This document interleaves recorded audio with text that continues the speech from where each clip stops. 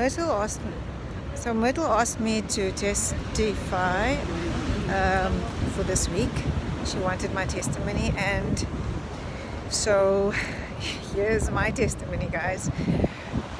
I don't think I've ever done this before, actually. As many of you know, I prefer sitting behind a piano and just playing, and that's how I prefer to witness. I don't usually speak, but in front of a camera I feel a little more comfortable than in front of a crowd, ironically. So in 2019 we returned to South Africa after doing a 3-year stint in Dubai, my whole family, and I walked right into a job because I had an interview while I was in Dubai, and I got a job offer. So I started the week after I arrived.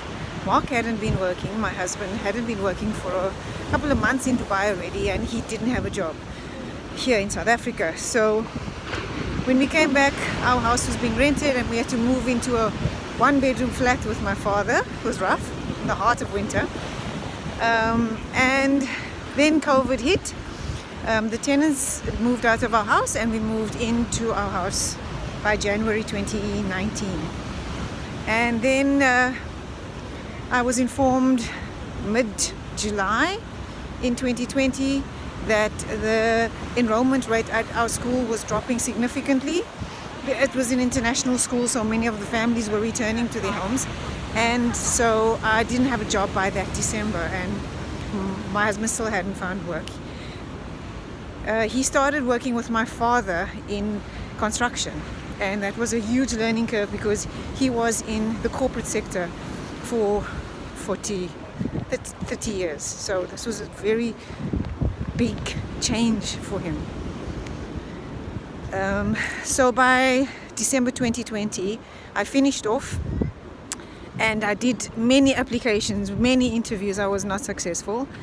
A week before school started in January, I got a call from a school in Hout Bay. They were looking for a replacement maternity post, and I somehow was available. And praise God, I had a job until May. Then again, I still did applications while I was working there, knowing that I was going to finish in May, and I wasn't successful. So in June, I had no job. In July, also nothing. But God always provided for everything we needed and more, guys. In all that time, we were never without food. There would be friends that would just call and say, "Hi, what are you doing this Sabbath?" And I would say nothing. And then they'd say, "We're also doing nothing. Let's do nothing together."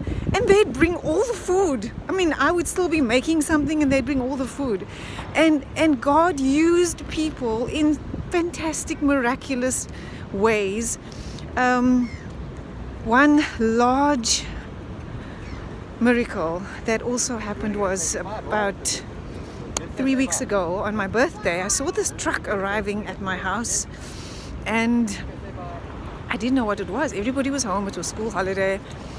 And the guy at the truck asked me if I was Amne Steyn, and I hesitantly said yes. And then he said, "There's a delivery." And I said, "Okay, and I'll take it. You can give it to me." And so he says, "No, I can't give it to you. I have to reverse into your driveway because it's a lot of boxes." Then I was quite surprised because I had no idea what boxes he was delivering. He eventually unpacked everything, and it was groceries for a month from my family members in Australia. I was so blessed because I didn't know how I was going to get through August. And they just bought everything I possibly could have needed.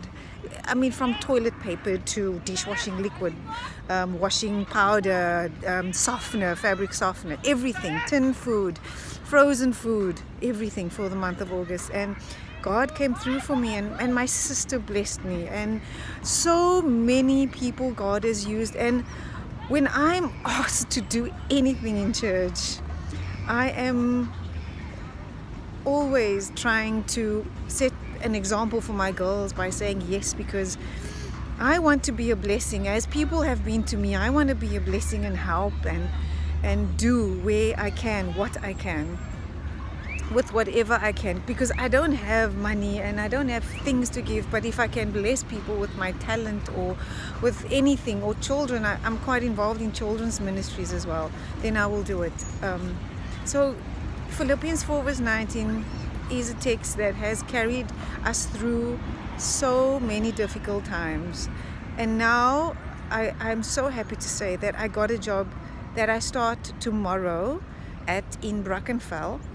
Another maternity post, a school in Brackenfell, that I start tomorrow, and it's up until February next year where I will be working. So I've really seen God's hand in my life in so many ways. And please don't ever think that God does not supply us with our needs.